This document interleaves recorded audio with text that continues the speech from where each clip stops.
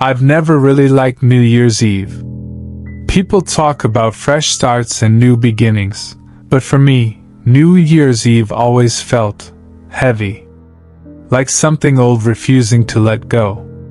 This happened on December 31st, just a few years ago. And even now, I still can't explain what I saw that night. I was 26 at the time and living alone in a small apartment just outside the city. Nothing fancy. One bedroom, thin walls, the kind of place where you could hear your neighbors coughing through the vents.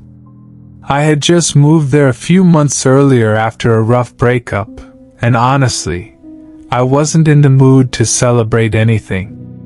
My friends were all going downtown for some big New Year's party, but I told them I wasn't feeling it. That wasn't a lie. I just wanted a quiet night.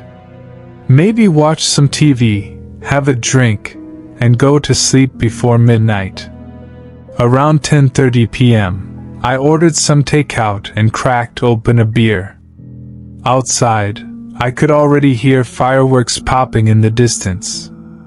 Every few minutes, a loud bang echoed through the cold air, followed by distant cheering. That's when I noticed the power flicker. Just for a second. The lights dimmed, then came back. I remember muttering, "Great," under my breath. Power outages were common in that area, especially during winter storms. I checked my phone, no alerts, no weather warnings. Everything seemed normal. I went back to watching TV. About 15 minutes later, there was a knock on my door. That immediately felt strange. No one ever knocked on my door. I didn't have close neighbors, and I wasn't expecting anyone. The knock wasn't loud or aggressive, just 3 slow taps. Knock. Knock. Knock.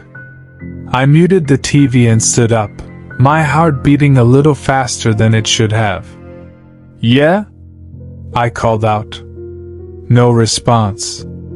I walked closer to the door and looked through the peephole. The hallway was empty. I told myself it was probably someone who had the wrong apartment, or maybe a drunk neighbor messing around. Still, something about it felt off. The hallway lights flickered slightly, buzzing the way old fluorescent lights do. I unlocked the door and opened it. No one was there. I leaned out into the hallway and looked both ways. Nothing. Just a long, narrow corridor stretching out in both directions, silent except for the faint hum of the lights. I shut the door and locked it, shaking my head. "Get it together," I said to myself. But as I walked back to the couch, I noticed something that made my stomach tighten. The countdown channel on TV had switched on by itself. I was sure I hadn't changed it. On the screen was a live New Year's Eve broadcast. A crowd packed together, smiling and cheering, giant numbers flashing behind the hosts. The clock read 11:17 p.m. I grabbed the remote and changed the channel back. A few seconds later, the screen went black. Then it came back on. Same countdown channel. I frowned and pressed the power button on the remote. Nothing happened. That's when my phone buzzed. It was a text from an unknown number. "You should lock your door." My first thought was that one of my friends was messing with me. But when I checked the number, it wasn't saved, and it wasn't local either. I typed back, "Who is this?" No response. I stood up, walked to the door, and checked the lock again. It was secure. The deadbolt was firmly in place. Still, I felt exposed. Outside, the fireworks grew louder, more frequent. Every boom made me flinch. I went to the kitchen, poured myself another drink, and tried to calm down. That's when I heard the knocking again. This time, it came from inside the apartment. 3 slow knocks. Behind me. I froze. The sound came from the bedroom door. Knock. Knock. Knock. My bedroom door was open. I stared at it, my throat dry, my mind racing.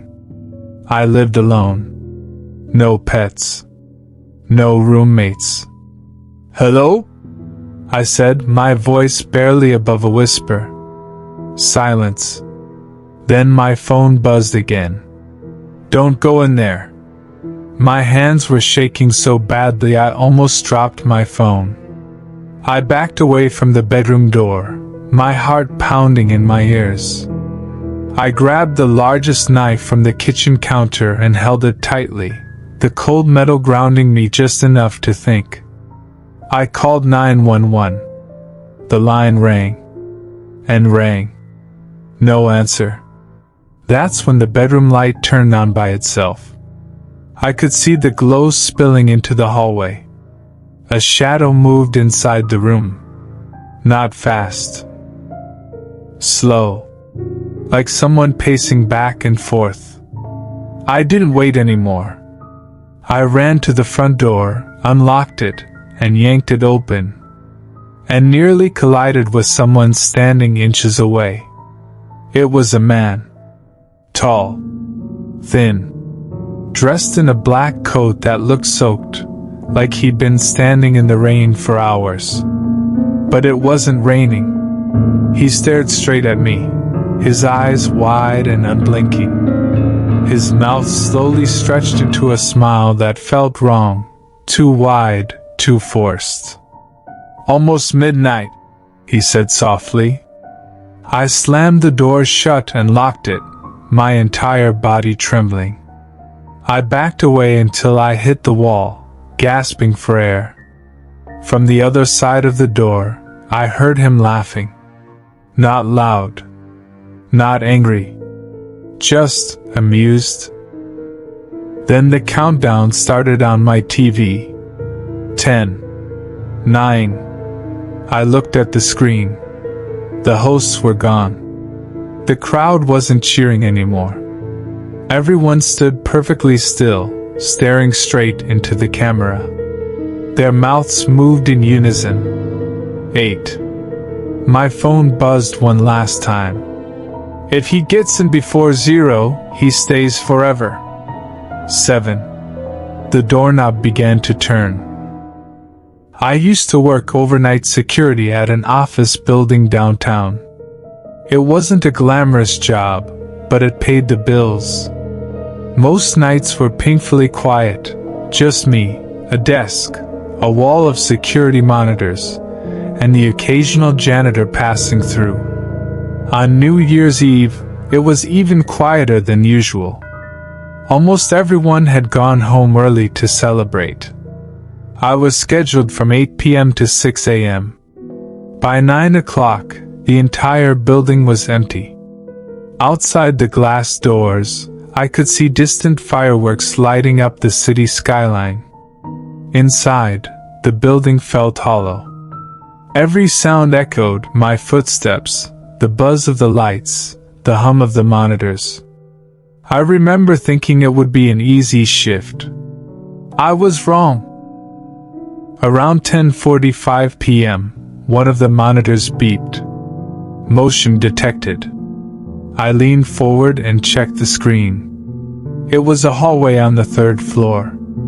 The lights were on, but there was no one there. No movement. No shadows. That wasn't unusual. Old buildings have glitches. Dust, light flickers, camera lag. I'd seen it all before. I cleared the alert and leaned back in my chair. A few seconds later, the phone on my desk rang. That stopped me cold. No one ever called the security desk that late. I answered it slowly. "Security," I said. On the other end, there was heavy breathing. Then a voice whispered, You see me yet? My eyes snapped back to the monitors. The motion alert went off again, this time from the stairwell camera. I pulled it up on the screen. At first, I didn't notice anything wrong. Just the concrete steps, the metal railing, the harsh white lights. Then I saw him. A tall figure standing at the very top of the stairs, completely still. He was too thin. His arms hung down longer than they should have. His face was turned toward the camera, but the lighting kept it hidden in shadow. My phone rang again. I didn't want to answer it, but my hand moved anyway. He's closer now, the caller said. My stomach dropped. Who is this? I demanded. The line went dead. I grabbed my radio and stood up, my heart pounding. I told myself it was a prank. Someone breaking in. Something explainable. Then I heard it. A metallic click. I turned slowly toward the stairwell door behind the security desk. The handle was moving. Not shaking. Not rattling. Turning. Slowly. Deliberately. My phone buzzed with a text from an unknown number. Midnight is close. The lights above me flickered. I backed away, my legs weak, as the door creaked inward just an inch. I ran. I didn't look back. I burst through the front doors and didn't stop until I was halfway down the street, fireworks exploding overhead.